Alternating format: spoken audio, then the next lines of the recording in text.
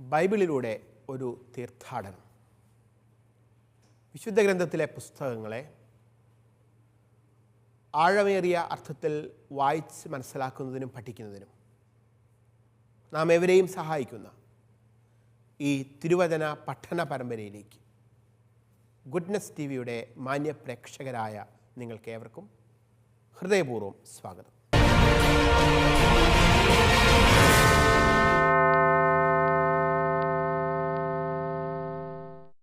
പഴയ നിയമഗ്രന്ഥങ്ങളുടെ പഠനം നടത്തുന്നതിൻ്റെ ഭാഗമായി ചരിത്ര പുസ്തകങ്ങളുടെ പഠനവീഥിയിലൂടെ നമ്മൾ മുൻപോട്ട് പോയിക്കൊണ്ടിരിക്കുകയാണ്. എസ്തേർ എന്ന ചരിത്ര പുസ്തകമാണ് നമ്മൾ പഠിച്ചുകൊണ്ടിരിക്കുന്നത്.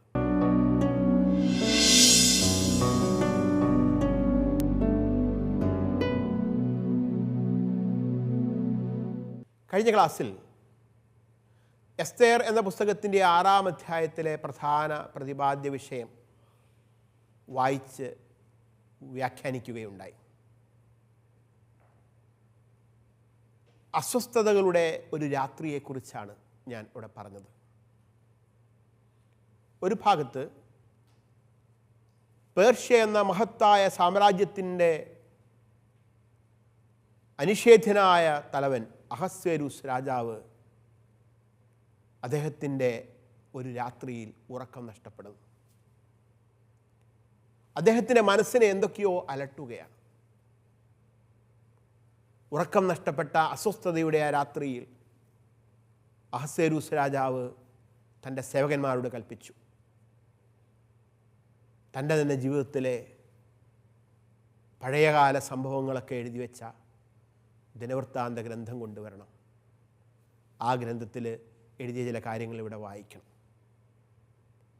തൻ്റെ ഇന്നലകളെ ഒന്ന് ഓർത്തെടുക്കാൻ, തൻ്റെ ഓർമ്മകളെ ഒന്ന് പൊടിതട്ടിയെടുക്കാൻ ദൈവം രാജാവിനെ പ്രേരിപ്പിക്കുകയാണ്. അങ്ങനെ ഓർമ്മകളെ പൊടിതട്ടിയെടുത്തപ്പോൾ ആ ഗ്രന്ഥത്തിൽ നിന്ന് രാജാവ് തിരിച്ചറിഞ്ഞു, തൻ്റെ ജീവൻ അപകടത്തിലായ ഒരു സമയം തനിക്ക് വേണ്ടി നിലപാടെടുത്ത ഒരു വ്യക്തിയുണ്ട്. അയാളുടെ പേര് മൊർദെഖായി എന്നാണ്. പക്ഷേ എന്തുകൊണ്ടോ താൻ അയാൾക്ക് യാതൊരു ഉപഹാരവും നൽകിയില്ല, യാതൊരു പാരിതോഷികവും നൽകിയില്ല. അയാൾ ചെയ്ത ആ വലിയ കാര്യത്തെ താൻ വിസ്മരിച്ചു കളഞ്ഞു. ഇങ്ങനെ മനസ്സ് കലുഷിതമായി അസ്വസ്ഥതകളുടെ ഒരു രാത്രിയിലൂടെ പേർഷ്യൻ സാമ്രാജ്യത്തിൻ്റെ തലവൻ കടന്നു പോവുകയാണ്. മറുഭാഗത്ത് ഹാമാൻ എന്ന യഹൂദരുടെ പ്രഖ്യാപിത ശത്രുവിൻ്റെ മനസ്സും അസ്വസ്ഥമാണ്. കാരണം അയാളുടെ മനസ്സ് നിറയെ പകയാണ്, വിദ്വേഷമാണ്, വെറുപ്പാണ്. അയാളുടെ വിദ്വേഷവും വെറുപ്പും മുഴുവൻ മൊർദെഖായി എന്ന വ്യക്തിയോടാണ്. എന്താണ് കാരണം? അവനൊരു യഹൂദനാണ്, തനിക്ക് വേണ്ട ബഹുമാനവും നൽകുന്നില്ല, അവൻ തൻ്റെ ശത്രുവാണ്. അതുകൊണ്ട് ഈ രാത്രി അവസാനിക്കുമ്പോൾ, നാളെ നേരം പുലരുമ്പോൾ അവനെ എങ്ങനെയും വകവരുത്തണം. അങ്ങനെ അവനെ വകവരുത്താൻ വേണ്ടിയുള്ള കഴുമരം ഇതിനകം തയ്യാറായി കഴിഞ്ഞിരിക്കുകയാണ്.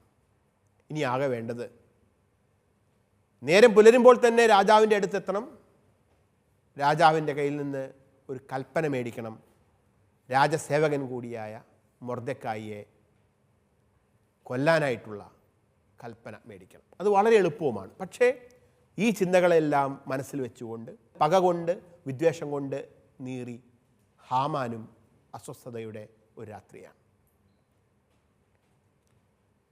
മൊർദെഖായിയെ സംബന്ധിച്ചിടത്തോളം തനിക്ക് വേണ്ടി കഴുമരം ഒരുങ്ങിയ വിവരം ഇപ്പോൾ മൊർദെഖായി അറിഞ്ഞിട്ടില്ല.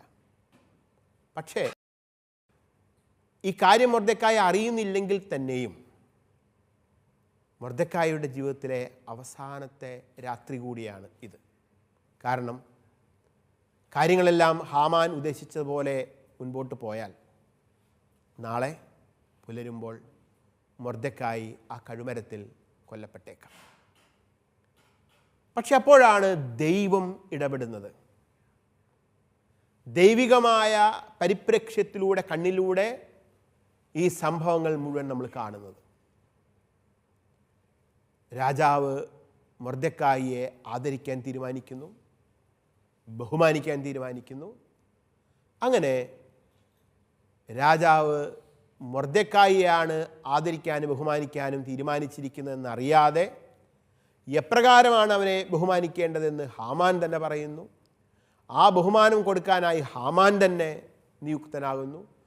അങ്ങനെ തൻ്റെ പ്ലാനുകളും പദ്ധതികളും മുഴുവൻ പൊളിഞ്ഞ് അവമാനിതനായി ദുഃഖഭാരത്തോടെ ഹാമാൻ ഭവനത്തിലേക്ക് മടങ്ങും. ആ രാത്രി പുലർന്ന് പിറ്റേ ദിവസമായപ്പോഴേക്കും ഹാമാൻ്റെ പദ്ധതികളെല്ലാം ദൈവം തകർത്ത് കളയുകയാണ്. അങ്ങനെ ആ പകൽ ഹാമാനെ സംബന്ധിച്ചിടത്തോളം അവമാനത്തിൻ്റെ പകലായിരുന്നു. കാരണം തൻ്റെ ശത്രുവിനെ താൻ തന്നെ ആദരിക്കേണ്ടി വന്ന വലിയ അവമാനത്തിൻ്റെ പകൽ. ഈ അവമാനത്തിൻ്റെ പകൽ മൊർദെഖായിയെ സംബന്ധിച്ചിടത്തോളം വലിയ ആദരവിൻ്റെ, ബഹുമാനത്തിൻ്റെ പകലായി ദൈവം രൂപാന്തരപ്പെടുത്തി. ഇതാ പകൽ അസ്തമിക്കാനായിട്ട് പോവുകയാണ്. രാജകൊട്ടാരത്തിൽ നിന്നും ഷണ്ടന്മാർ വന്നു. അവരുടെ ലക്ഷ്യം ഹാമാനെ എസ്തേർ രാജ്ഞി ഒരുക്കിയിരിക്കുന്ന രണ്ടാമത്തെ വിരുന്ന് അതിലേക്ക് കൊണ്ടുപോകണം. എസ്തേർ രാജ്ഞി ഒരുക്കിയിരിക്കുന്ന രണ്ടാമത്തെ വിരുന്നിനായി രാജാവും ഹാമാനും കടന്നു ചെല്ലുന്നതാണ് അടുത്ത അധ്യായത്തിലെ പ്രധാന പ്രതിപാദ്യം. ഈ വിരുന്നിന്, ഈ അത്താഴത്തിന് ഒരു പ്രത്യേകതയുണ്ട്. ഇത് ഹാമാൻ്റെ അന്ത്യ അത്താഴമാണ്. നമ്മൾ ഈ കഥ മുൻപോട്ട് പോകുമ്പോൾ നമുക്കത് മനസ്സിലാവും. ഹാമാൻ്റെ പതനത്തിൻ്റെ അത്താഴം, ഹാമാൻ്റെ അന്ത്യ അത്താഴത്തിൻ്റെ രാത്രി, ആ വൈകുന്നേരമാണ് നമ്മളിപ്പോൾ എത്തി നിൽക്കുന്നത്. ഈ അധ്യായത്തിൻ്റെ ഘടന നമുക്കൊന്ന് പരിശോധിക്കാം. എസ്തേറിൻ്റെ പുസ്തകത്തിൻ്റെ 7-ാം അധ്യായം 1 മുതൽ 6 വരെയുള്ള തിരുവചനങ്ങളിൽ എസ്തേർ രാജാവിൻ്റെ മുൻപിൽ തൻ്റെ നിവേദനം ഉണർത്തുകയാണ്. 7-ാം അധ്യായത്തിൻ്റെ 7 മുതൽ 10 വരെയുള്ള തിരുവചനങ്ങളിൽ കുറ്റവും ശിക്ഷയും, ഹാമാൻ്റെ പതനം എപ്രകാരമാണ് സംഭവിക്കുന്നത് എന്നും വ്യക്തമാക്കും. നമുക്ക് നേരെ ഈ അധ്യായത്തിലേക്ക് കടക്കാം. വചനം വായിച്ചുകൊണ്ട് തന്നെ കൂടുതൽ കാര്യങ്ങൾ വിശദീകരിക്കുകയുമാവാം. 7-ാം അധ്യായത്തിലെ 1 മുതൽ 6 വരെയുള്ള തിരുവചനങ്ങളാണ് നമ്മൾ വായിക്കുന്നത്. ഈ സമയം സാധിക്കുമെങ്കിൽ നിങ്ങളെല്ലാവരും നിങ്ങളുടെ കൈകളിൽ വിശുദ്ധ ഗ്രന്ഥം ഒന്ന് എടുക്കണം. നമുക്ക് ഒരുമിച്ച് വിശുദ്ധ ഗ്രന്ഥം വായിക്കാം. എസ്തേറിൻ്റെ പുസ്തകം 7-ാം അധ്യായം 1 മുതൽ 8 വരെയുള്ള തിരുവചനങ്ങളാണ്. രാജാവും ഹാമാനും എസ്തേർ രാജ്ഞി ഒരുക്കിയ വിരുന്നിന് ചെന്നു. 2-ാം ദിവസം അവർ വീഞ്ഞ് കുടിച്ചുകൊണ്ടിരിക്കെ രാജാവ് എസ്തേറിനോട് വീണ്ടും ചോദിച്ചു, എസ്തേർ രാജ്ഞി, നിന്റെ അപേക്ഷ എന്ത്? അത് നിനക്ക് ലഭിക്കും. എന്താണ് നിന്റെ ആവശ്യം? രാജ്യത്തിൻ്റെ പകുതി തന്നെയായാലും ശരി, അത് ഞാൻ നൽകാം. എസ്തേർ രാജ്ഞി പറഞ്ഞു, രാജാവേ, അങ്ങ് എന്നിൽ സംപ്രീതനാണെങ്കിൽ, രാജാവിന് ഇഷ്ടമാണെങ്കിൽ എൻ്റെ ജീവൻ രക്ഷിക്കണമെന്നാണ് എൻ്റെ അപേക്ഷ. എൻ്റെ ജനത്തെ രക്ഷിക്കണമെന്നാണ് എൻ്റെ ആവശ്യം. നശിപ്പിക്കപ്പെടാനും കൊല്ലപ്പെടാനും നിർമൂലനം ചെയ്യപ്പെടാനും ഞാനും എൻ്റെ ജനവും വിൽക്കപ്പെട്ടവരാണ്. ഞങ്ങൾ സ്ത്രീകളും പുരുഷന്മാരും വെറും അടിമകളായിട്ടാണ് വിൽക്കപ്പെട്ടിരുന്നതെങ്കിൽ ഞാൻ സമാധാനം വെടിയുകയില്ലായിരുന്നു. ഞങ്ങളുടെ നാശം രാജാവിന് നഷ്ടമായി തീരരുതല്ലോ. അഹസ്വേരോസ് രാജാവ് എസ്തേർ രാജ്ഞിയോട് ചോദിച്ചു, ഇത് ചെയ്യാൻ ധൈര്യപ്പെട്ടവനാർ? അവനെവിടെ? എസ്തേർ പറഞ്ഞു, വൈരിയും ശത്രുവും ദുഷ്ടനായ ഈ ഹാമാൻ തന്നെ. അപ്പോൾ ഹാമാൻ രാജാവിൻ്റെയും രാജ്ഞിയുടെയും മുൻപിൽ ഭയന്ന് വിറച്ചു. എസ്ഥേർ രാജ്ഞി ഒരുക്കിയ രണ്ടാമത്തെ വിരുന്നാണ്. ആദ്യത്തെ വിരുന്നിൻ്റെ സമയത്ത് രാജാവ് രാജ്ഞിയോട് ചോദിച്ചു, ഈ വിരുന്ന് സംഘടിപ്പിച്ചതിന് പിന്നിലുള്ള നിൻ്റെ ഉദ്ദേശം എന്താണ്? എന്ത് കാര്യം ചർച്ച ചെയ്യാനാണ് നീ ആഗ്രഹിക്കുന്നത്? അപ്പോൾ എസ്ഥേർ രാജ്ഞി അക്കാര്യം പറയുന്നില്ല. ഇതാ രണ്ടാമത്തെ വിരുന്ന് നടക്കുന്നു. രാജാവും ഹാമാനും വിരുന്നിന് എത്തിയിട്ടുണ്ട്. വായനക്കാരായ നമ്മുടെ കണ്ണുകൾ പൂർണ്ണമായും ഈ സമയം എസ്ഥേറിലാണ്. കാരണം ഇത് രണ്ടാം വിരുന്നാണ്. ഇന്ന് തൻ്റെ ആവശ്യം എന്തെന്ന് എസ്ഥേർ രാജ്ഞി രാജാവിൻ്റെ മുൻപിൽ അവതരിപ്പിച്ചേ മതിയാവും. ഇനി എസ്ഥേർ രാജ്ഞി തൻ്റെ ആവശ്യം രാജാവിൻ്റെ മുൻപിൽ അവതരിപ്പിക്കുമ്പോൾ രാജാവിൻ്റെ പ്രതികരണം എന്തായിരിക്കും? കാരണം ഒരുപക്ഷെ ആ സമയം തന്നെ അവൾ കൊല്ലപ്പെട്ടേക്കാം. അവൾ ഈ ആവശ്യം, തൻ്റെ ജനത്തെ കൊല്ലരുത് എന്ന ആവശ്യം രാജാവിനോട് ഉന്നയിക്കുന്ന സമയം അവളുടെ യഹൂദ സ്വത്വം വെളിപ്പെടും. ഇതുവരെ എസ്ഥേർ രാജ്ഞി ഒരു യഹൂദയാണ് എന്ന വിവരം രാജാവിന് അറിയില്ല. തൻ്റെ യഹൂദത്വം മറച്ചു വെച്ചുകൊണ്ട് തന്നെയാണ് എസ്ഥേർ രാജ്ഞി ഇപ്പോൾ രാജ്ഞി പദത്തിൽ, പേർഷ്യൻ രാജാവിൻ്റെ രാജ്ഞി പദത്തിലെത്തിയിരിക്കുന്നത്. ഇതെല്ലാം ഒരു വഞ്ചനയായി രാജാവ് കണക്കാക്കിയാൽ ആ സമയം തന്നെ രാജ്ഞി കൊല്ലപ്പെടാം. പക്ഷേ രാജാവ് രാജ്ഞിയോട് ചോദിക്കുകയാണ്, നിർഭയം പറയുക, എന്താണ് നിൻ്റെ ആവശ്യം? ഈ സമയം വലിയ ധൈര്യം അവലംബിച്ച് രാജ്ഞി ഒരു കാര്യം പറയുന്നു. എൻ്റെ ജനത്തെ രക്ഷിക്കണം, എൻ്റെ ജീവനെ രക്ഷിക്കണം. വംശനാശത്തിന് വിധിക്കപ്പെട്ട ഒരു ജനതയുടെ പ്രതിനിധിയുടെ ദയാഹർജി ആണ് എസ്ഥേർ രാജാവിൻ്റെ മുമ്പിൽ അവതരിപ്പിക്കുന്നത്. രണ്ട് കാര്യങ്ങളാണ് അവൾ രാജാവിനോട് പറയുന്നത്, രണ്ടാവശ്യങ്ങളാണ്. ഒന്ന്, എൻ്റെ ജീവൻ രക്ഷിക്കണമെന്നതാണ് എൻ്റെ അപേക്ഷ. Let my life given me, that's my petition. എൻ്റെ ജീവൻ രക്ഷിക്കണം. അത് മാത്രം പോരാ, എൻ്റെ ജനത്തെ രക്ഷിക്കണമെന്നതാണ് എൻ്റെ ആവശ്യം. And the lives of my people, that's my request. ഒരേ സമയം ഒരു റിക്വസ്റ്റും ഒരു പെറ്റീഷനും, ഒരു അപേക്ഷയും ഒരു ആവശ്യവും രാജാവിൻ്റെ മുൻപ് വയ്ക്കുന്നു. രണ്ടും തൻ്റെ ജനത്തെ സംബന്ധിച്ചും ആ ജനത്തിൻ്റെ പ്രതിനിധി എന്ന നിലയിൽ തൻ്റെ ജീവനെ സംബന്ധിച്ചും ഉള്ളതാണ്. ഇനി രാജ്ഞി കാര്യം അവതരിപ്പിക്കുകയാണ്. എന്തുകൊണ്ടാണ് എന്നെയും എൻ്റെ ജനത്തെയും കൊല്ലരുതേ, ഉന്മൂലന നാശനം ചെയ്യരുതേ എന്ന് രാജ്ഞി പറയുന്നത്? അതിനുള്ളൊരു കാരണമുണ്ട്. രാജ്ഞി പറയുന്നു, ഞാനും എൻ്റെ ജനവും വിൽക്കപ്പെട്ടവരാണ്. വിൽക്കപ്പെട്ടവരാണ് എൻ്റെ ജനം. എസ്ഥേറിൻ്റെ വലിയ ഹൃദയവ്യഥ ഈ വാക്കുകളിൽ വ്യക്തമാണ്. ഞാൻ നേരത്തെ സൂചിപ്പിച്ചതുപോലെ ബാബിലോൺ പ്രവാസകാലത്തേക്ക് ബാബിലോണിലേക്ക് നാടുകടത്തപ്പെട്ടവരാണ് ഈ ജനം. പ്രവാസികളായിരുന്നിട്ടും സ്വദേശത്തെന്ന പോലെ, സ്വന്തം രാജ്യത്തെന്ന പോലെ രാജ്യസ്നേഹികളായിട്ടാണ് അവർ പേർഷ്യൻ ഭരണകാലത്ത് ജീവിച്ചത്. പക്ഷേ ഇതാ ഇപ്പോൾ ഹാമാൻ എന്ന വ്യക്തിയുടെ ദുഷ്ടത നിമിത്തം ഈ ജനം മരണത്തിന് വിധിക്കപ്പെട്ടിരിക്കുന്നു. രാജ്ഞി പറയുകയാണ്, യഹൂദന്മാരെ മുഴുവൻ ഉന്മൂലം നാശനം ചെയ്യുന്നതിന് പകരം, അതായത് അവരെ മുഴുവൻ കൊന്നൊടുക്കുന്നതിന് പകരം ഈ ഹാമാൻ അവരെ അടിമകളായി വിറ്റിരുന്നുവെങ്കിൽ പോലും താനിത് പറയില്ലായിരുന്നു. കാരണം യഹൂദരെ മുഴുവൻ അടിമകളായി വിറ്റിരുന്നുവെങ്കിൽ അതുവഴി രാജാവിന് കുറച്ച് പണം ലഭിച്ചേന്, സാമ്രാജ്യത്തിന് കുറച്ചുകൂടി പണം ലഭിച്ചേന്. പക്ഷേ ഈ യഹൂദരെ മുഴുവൻ കൊന്നു കളഞ്ഞിട്ട് എന്ത് ലാഭമാണ് രാജാവിനോ രാജ്യത്തിനോ ഉണ്ടാകാൻ പോകുന്നത്? ഹാമാൻ അവരെ കൂട്ടക്കൊല ചെയ്യാൻ ആഗ്രഹിക്കുന്നു. ഇക്കാര്യം രാജ്ഞി പറയുമ്പോഴും ഹാമാൻ്റെ പേരെടുത്ത് പറയുന്നില്ല. ഉടനെ രാജാവ് ചോദിക്കുകയാണ്, ആരാണ് ഇത്തരത്തിൽ പ്രവർത്തിച്ചവൻ? ഇത്തരത്തിൽ നിന്നെയും നിന്റെ ജനത്തെയും ഉന്മൂല നാശനം ചെയ്യണം, അവനെ കൂട്ടക്കൊല നടത്തണമെന്ന് പറഞ്ഞ വ്യക്തി ആരാണ് എന്ന് ചോദിക്കുന്നു. അവൻ എവിടെ? ഇത് ചെയ്യാൻ ധൈര്യപ്പെട്ടവൻ ആരാണ്? ഉടനെ വിരുന്നിൽ തങ്ങളോടൊപ്പം ആയിരിക്കുന്ന ഹാമാൻ്റെ നേരെ വിരൽ ചൂണ്ടിക്കൊണ്ട് എസ്തേർ രാജ്ഞി പറഞ്ഞു, വൈരിയും ശത്രുവും ദുഷ്ടനായ ഈ ഹാമാൻ തന്നെയാണ്. വായനക്കാരായ നമ്മളെ സംബന്ധിച്ചിടത്തോളം രാജാവിൻ്റെ ചോദ്യം അത്ഭുതകരമാണ്. രാജാവ് ഇതൊന്നും അറിയുന്നില്ലേ?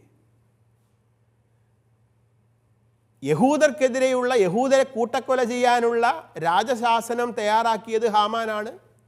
പക്ഷെ അതിൽ മുദ്ര വച്ചിരിക്കുന്ന മുദ്രമോതിരം രാജാവിൻ്റെ മുദ്രമോതിരമാണ്. പിന്നെ എങ്ങനെയാണ് രാജാവ് ഇതാരാണ് ഈ കാര്യങ്ങൾ ചെയ്തതെന്ന് ചോദിക്കുന്നത്? രാജാവ് ഇതൊന്നും അറിഞ്ഞില്ലേ? അറിഞ്ഞില്ല എന്നതാണ് സത്യം. കാരണം രാജാവിനെ തെറ്റിദ്ധരിപ്പിച്ചുകൊണ്ട് ഒരു രാജശാസനം ഇതാ ഉണ്ടാക്കിയെടുത്തിരിക്കുകയാണ്. അങ്ങനെ ഈ സമയം രാജാവ് മറ്റൊരു കാര്യം കൂടി തിരിച്ചറിയുന്നു. എസ്തേർ രാജ്ഞിയും കൂട്ടക്കൊല ചെയ്യപ്പെടാൻ പോകുന്ന ഈ ജനവും അവർ തമ്മിൽ അടുത്ത ബന്ധത്തിലാണ്. അല്ലെങ്കിൽ ആ ജനത്തിൽ, ആ വംശത്തിൽ ജനിച്ചവളാണ് എസ്തേർ രാജ്ഞി. തൻ്റെ രാജകീയ സദസ്സിൽ തന്നെ തെറ്റിദ്ധരിപ്പിച്ചുകൊണ്ട് ഒരു ജനത്തെ മുഴുവൻ കൂട്ടക്കൊല ചെയ്യാൻ നടത്തിയ ഉപചാപങ്ങളെക്കുറിച്ച് താൻ അറിയാതെ പോയി. രാജാവ് വളരെ കോപാകുലനായി. തുടർന്ന് എന്താണ് സംഭവിക്കുന്നത് നമുക്ക് വായിക്കാം. 7-ാം അധ്യായത്തിൻ്റെ 7 മുതൽ 10 വരെയുള്ള തിരുവചനങ്ങൾ. രാജാവ് വിരുന്ന് നിർത്തി കോപിച്ചെഴുന്നേറ്റ് രാജകീയ ഉദ്യാനത്തിലേക്ക് പോയി. എന്നാൽ ഹാമാൻ എസ്തേർ രാജ്ഞിയോട് തൻ്റെ ജീവൻ യാചിക്കാൻ അവിടെ നിന്നു. കാരണം തനിക്ക് രാജാവ് തിന്മ വിധിച്ചിരിക്കുന്നുവെന്ന് അവന് മനസ്സിലായി. എസ്തേർ ഇരുന്നിരുന്ന തൽപ്പത്തിൽ ഹാമാൻ വീഴുന്നത് കണ്ടുകൊണ്ടാണ് രാജാവ് ഉദ്യാനത്തിൽ നിന്ന് വീഞ്ഞു കുടിച്ചിരുന്ന സ്ഥലത്തേക്ക് മടങ്ങി വന്നത്. അവൻ ചോദിച്ചു, എൻ്റെ കൊട്ടാരത്തിൽ വെച്ച്, എൻ്റെ മുൻപിൽ വെച്ച് അവൻ രാജ്ഞിയെ ആക്രമിക്കുമോ? ഈ വാക്കുകൾ രാജാവ് ഉച്ചരിച്ച ഉടനെ അവർ ഹാമാൻ്റെ മുഖം മൂടി. രാജാവ് സേവിച്ചിരുന്ന ഷണ്ഡന്മാരിൽ ഒരാളായ ഹർബോണ പറഞ്ഞു, രാജാവിനെ രക്ഷിച്ച മൊർദെഖായിക്ക് വേണ്ടി ഹാമാൻ തയ്യാറാക്കിയ 50 മുഴം ഉയരമുള്ള കഴുമരം അവൻ്റെ വീട്ടിൽ നിൽക്കുന്നു. രാജാവ് കൽപ്പിച്ചു, അവനെ അതിൽ തന്നെ തൂക്കുക. അങ്ങനെ മൊർദെഖായിക്ക് വേണ്ടി ഹാമാൻ തയ്യാറാക്കിയ കഴുമരത്തിൽ അവനെ തൂക്കി. രാജാവിൻ്റെ കോപം ശമിച്ചു.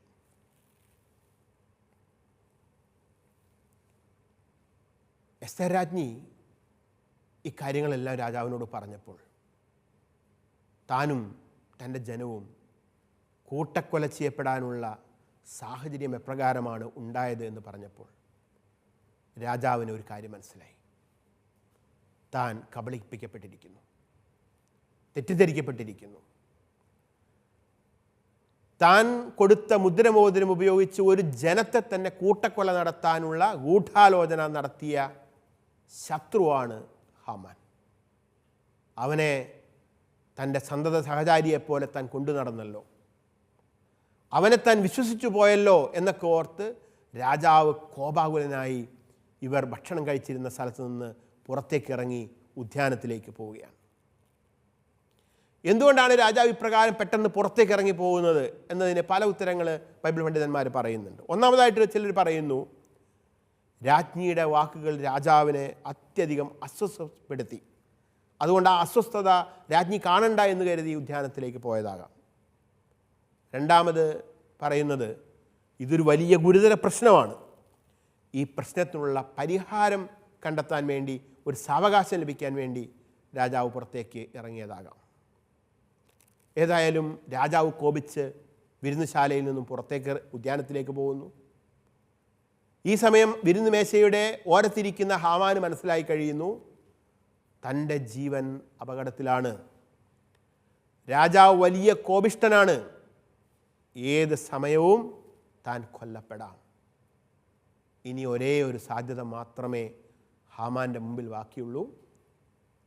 രാജാവിന് വളരെ അങ്ങേയറ്റം പ്രീതിയുള്ള എസ്തേർ രാജ്ഞി തന്നെ ഹാമാനെ കൊല്ലേണ്ട എന്ന് പറയണം.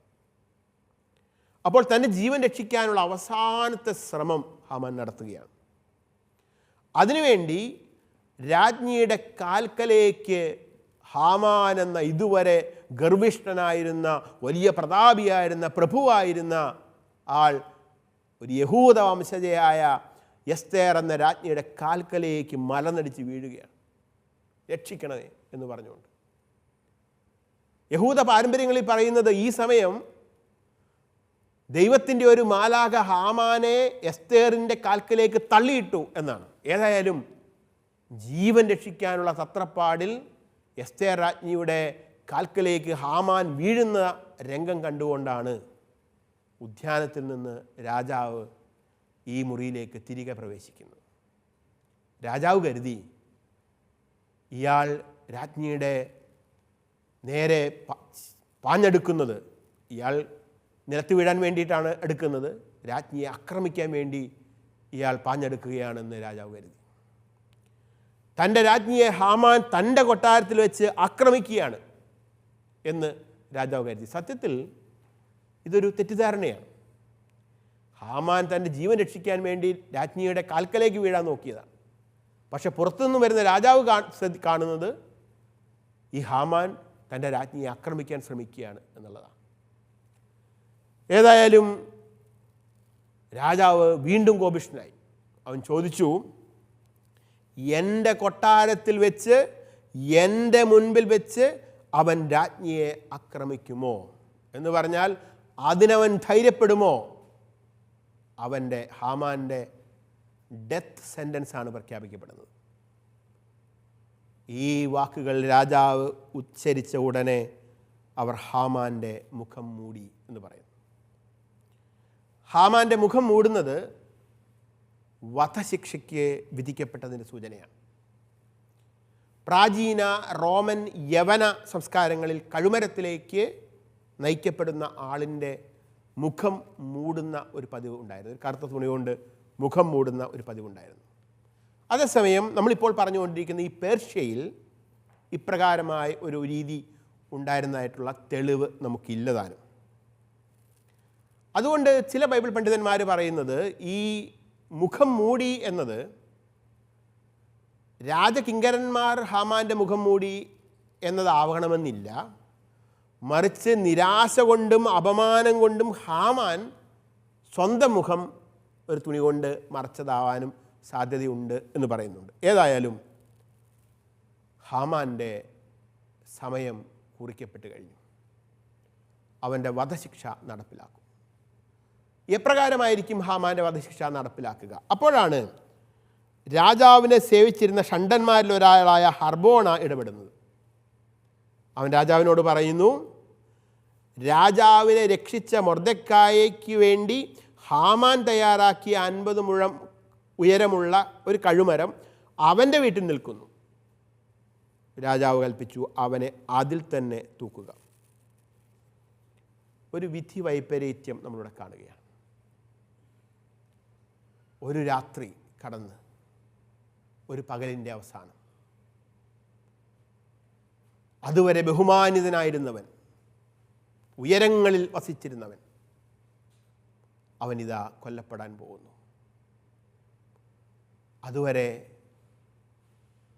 പാതയോരത്ത് രാജകൊട്ടാരത്തിൻ്റെ വാതിൽപ്പടിയിലിരുന്നവൻ ഉയർത്തപ്പെടാനായിട്ടും ഇനി പോവുകയാണ്. അതിന് മുന്നോടിയായിട്ടുള്ള നടന്ന ശത്രുവിൻ്റെ സംഹാരമാണിപ്പോൾ നടക്കുന്നത്. മൊർദെഖായിയെ വധിക്കാൻ ഒരുങ്ങിയ ഹാമാൻ വധിക്കപ്പെടുന്നു. മൊർദെഖായിക്കായി സജ്ജമാക്കിയ അതേ കഴുമരം തന്നെ ഹാമാന് കഴുമരമായി മാറുന്നു. ഇനി സംഭവത്തെ നമ്മൾ മറ്റൊരു പരിപ്രേക്ഷ്യത്തിലൂടെ കാണുമ്പോൾ സത്യത്തിൽ ഹാമാൻ ഇപ്പോൾ കൊല്ലപ്പെടുന്നത് അയാൾ ചെയ്യാത്ത ഒരു കുറ്റത്തിനാണ്. കാരണം ഞാൻ നേരത്തെ സൂചിപ്പിച്ചതുപോലെ ഹാമാൻ രാജ്ഞിയുടെ കാൽക്കലേക്ക് അപേക്ഷാപൂർവം വീഴുകയായിരുന്നു, അല്ലാതെ രാജ്ഞിയെ ആക്രമിക്കാൻ ശ്രമിച്ചതല്ല. ഹാമാൻ യഹൂദരെ ഉന്മൂലനം ചെയ്യാൻ ശ്രമിച്ചത് അവർ ചെയ്ത ഏതെങ്കിലും ഒരു കുറ്റത്തിൻ്റെ പേരിലായിരുന്നില്ല. നിരപരാധികളുടെ കൂട്ടക്കൊല നടത്താൻ ശ്രമിച്ചയാൾ അയാൾ ചെയ്യാത്ത ഒരു കുറ്റത്തിന് കൊല ചെയ്യപ്പെടുകയാണ്. എന്താണ് ഹാമാൻ്റെ പതനത്തിൻ്റെ പിന്നിലുള്ള കാരണങ്ങൾ? 3 കാരണങ്ങളാണ്. Boundless ambition, boundless pride, boundless cruelty. അതിരുകളില്ലാത്ത അധികാരമോഹം, അതിരുകളില്ലാത്ത അഹന്ത, അതിരുകളില്ലാത്ത ക്രൂരത. അഹന്തയും അധികാരമോഹവും ക്രൂരതയും ഹാമാനെ വലിയ പതനത്തിലേക്ക് നയിച്ചിരിക്കുന്നു. ഇത് ഏതൊരു വ്യക്തിയുടെ ജീവിതത്തിലും സംഭവിക്കാവുന്ന സത്യമാണ്.